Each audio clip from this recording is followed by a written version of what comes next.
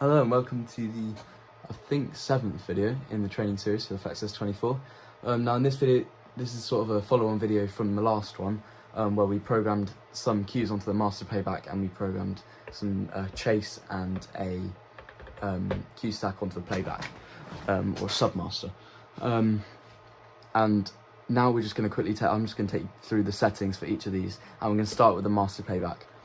So on the screen for the master playback, you can see, and I explained in the other video, that the yellow is what it's just about to go to. See that changes to green, and that's the cue that's active.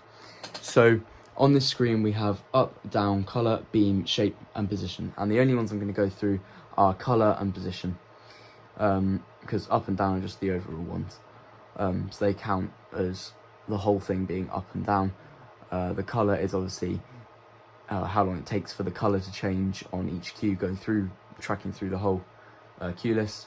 And beam and shape are, gobos or zoom, and how fast they get to that position. And position again is how fast they get the light to get to that position. So first cue here, and when you record a cue, it is automatically set to 3 seconds. And if you want to change it, you hit on it, and it comes up with a blue highlighting icon at the bottom here. It says color fade or color delay. Now we're not going to touch color delay. The color delay is basically, it will delay the color changing until that time is up, and then it will change over that fade time. So the color fade is on 3. If we just turn this encoder down to 0, that's got a 0 color fade on it, and we're going to go through and change them all to 0. Oh, hello. There we go. And we want them all at 0, including color delay. We don't want any color delay on anything. So all the colors are now at 0, so the colors should be snapping. But the positions, we haven't changed the position timing, so it will still take 3 seconds to get to a position, but the color will just completely snap. So I'm just going to show you what that's done to the lights. So if I bring you up to the first cue, and if I press, wait for it to get there, this is what I'm talking about, the position taking three seconds, but the color snapping. Because if I press go, see how the color snaps, but the position is still moving. And if I go again, so cue number 3, colors snap, but position is still going to take 3 seconds, but there's not actually any position on that one. So this one, there's a position change. You see how the colors snap again, position changes over 3 seconds. So it's basically those numbers are just independent controls of fade times on different variables of the light, basically. So following on from that, on the right of the master playback viewing screen, there is, after each cue, there is a button that says settings and then add. I'm going to click on the second one for now. Clicking this takes us to some more settings available for each cue. So starting from the left here, we have don't move color, don't move beam, don't move shape, don't move position, and move effect. Now all of this whole strip here, not these two, but this whole strip, selecting one or more of these, basically the desk has a function called move on dark. So you could have one cue where a light is in one position and the light fades out going into the next cue, but you need that light in a different position in another cue. So move on dark is while that light is dark and it's not showing up, it will move to the next position that's needed in, so it will change a color, or it will change a zoom range or something like that, or shape or gobo or anything, or movement position in that darkness, so you don't see that moving when the light is up. But for this on here, you can choose what not to move on dark. So if you don't want the position to move on dark, you want everything else to move on dark, but you don't want the position to move. So the light comes up while the light is then moving to the next position. Normally just for an effect or something like that, of actually them all moving in, if that makes sense. So that's all that. If you need more explanation, because I haven't explained it amazingly, the online manual for the s24 is pretty good at explaining most of this stuff. So I'd go and look at cues on that, see if you can understand it any better. So the top little bar at the top says trigger and go next to it. If you click on the little bar on the right, you have an option of go, auto with previous cue, and auto after previous cue. So we're on Q2 right now.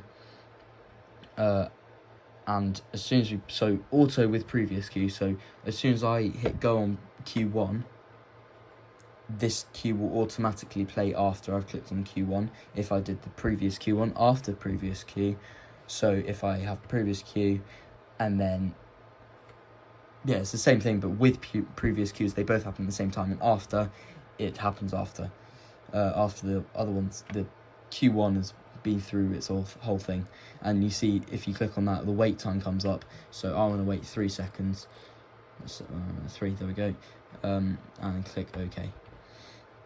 So this means that if I go to Q1, so we're in Q1 now, we then wait for 3 seconds, like it says on the thing, and then it will go straight into the Q2 automatically without me pressing the go button. That's really useful just for quick changes that you haven't really got time to press the go button for, or if it's just easier to have it like that, if it's a quick, in, wiggle the lights about, and then come back out and return, that's something that you'd use that for, if that makes any sense. So that's on all of them. You can have it on all of them. So that is the master playback settings. We'll now move on looking at the settings for... Actually, have I already done that? As I was saying, attempting to say, I'm not going to move on to the settings for the playbacks. And I'll try and be as quick and as concise, but we will see what happens. So bring the master playback down, just resets everything, pressing view just takes us back to the normal screen. There we go. Now we're in playbacks right now. We're going to bring up the playback down, this one here. Now this is our one that we programmed some cues onto, so pressing the go button then takes us through the cues, like so, and go, and takes us back to the beginning. Now we can change this by holding setup, holding that down, and then pressing the one we want to set up. This will then bring up this screen here, which at the top it says Playback 19 settings, general, which is basically the general. It's made a cue list out of it. You can turn it into a chase, so it will automatically go through, and then raise and lower, move on, dark, and advanced settings. To name a playback, just go into the advanced settings, so you can name the playback there, and we'll just go to general right now. Right, so staying in general. Intensity mixing is exactly the same as what I was talking about earlier in one other video about the highest takes precedence, latest takes precedence. If any other lights are in that queue, then this fader will take precedence of highest. The fader function is highest takes precedence master.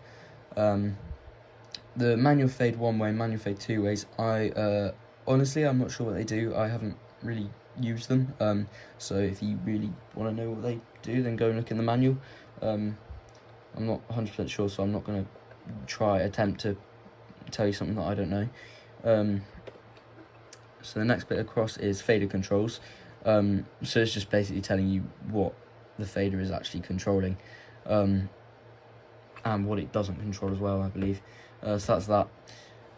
Button function, hold shift to choose shifted option. So you can hold shift down, holding shift down, and then using the go button, you can see if I hold the shift button and press the go button, it will snap to the next cue, and if I'm not holding the shift button, it will go to the next cue but fade into the next cue. And you can adjust that holding shift and then editing it as you wish. There's flash, so pressing the button will flash the next one and then go through to it, I think. And then it will flash the next cue and then it will fade into the next cue. Latch will latch onto the next cue or latch onto the cue it's on. I'm not 100% sure about that one. And then you've got solo and pause. It will just pause the system of going through everything. So that's the settings for that one. If I bring that down, I'm then going to hold setup again and click on our chase that we made. Bring that up just to check that's working. There we go. Same kind of screen, but we've got it on the chase function, and we've got chase direction. So forward, backwards, bounce, or random. So forward and backwards, self-explanatory. The order we programmed it is to go up, out, in, down. Backwards would then be obviously backwards. Bounce, it will go forward and then it'll go backwards, and then it'll go forward, then it'll go backwards. And random, it will do anything. Basically, it will just go to random. So it might go out, down, up, or random stuff like that. Now chase speed, to change speeds on chases, I want to use global BPM because that's what I prefer. You can unselect and select that, and you can also select the chase speed automatic on the keypad or the encoder there, but I prefer to use the global BPM because it's easier to get to change. And we don't need to worry about the shots there, that's not that important. Attribute fade percentages. This is so they are basically each best way to explain it is that right now I've put position on 50 just to check that I am right. If I put it at 0 and press OK, basically all the positions are going to snap to each other. They're going to snap. I'm doing it on position because it's only really a position effect. So it goes up, out, in, down, up, out, in, down. It's snapping to each of those positions. But let's say I want it to fade and put it at 50. This is a 50% fade, so when I click OK, they'll then be slower and just fade into each other. If I put it at 100, press setup and press it again. If I put it at 100, it's going to crossfade in between each position. So it's going to move it much slower, up, down, in, out, and stuff like that. It's basically how much it fades. But if everything else is at 0, and let's say there was a colour change on it, then the colour change would be snappy. But the position would take a longer time to fade into each part, basically. It's a bit like on the main cue stack, where if I put that back at 0, it's a bit like on the main cue stack. If I show you, where we've got the separate fade times for each attribute, it's basically exactly the same to that. So I think that's it for that page. Oh yeah, intensity. If there's an intensity coming in and out, it will crossfade, so it will fade in, rather than ramp up is it will slowly ramp up and then it will cut and then it will go to the next bit, if that makes sense. I think I explained that when we were doing the effects. But again, there's a lot in this screen that I'm not really explaining extremely well, so I would definitely go, if you're a little bit confused, go and have a look on the instruction manual online, just because they give a little bit better insight to an explanation to what's actually going on. But we're going to stop that for now. So that is settings of playbacks on the desk. Hopefully it's been useful enough to get something out of it, and just to understand a little bit more about programming the desk. Like I say, I haven't explained it amazingly, so I would definitely go and just touch up on some of the things if you're a little confused on the manual online, or put them in the comments and I can probably explain them a little bit better in the comments. So go ahead and do that. But yeah, this is last video I'm planning to make on the actual training of it. If there's anything else you want me to show you or do, then just ask me and I'll do it. I am planning to make one more video for Park House, and systems and all the systems in the drama studio and the hall, for Park House. So that's going to be pretty useless to anybody else, only Park House. So but in theory this should only be Park House people watching this, so it should all be good. But thank you for watching, and yeah, I'll see you next time.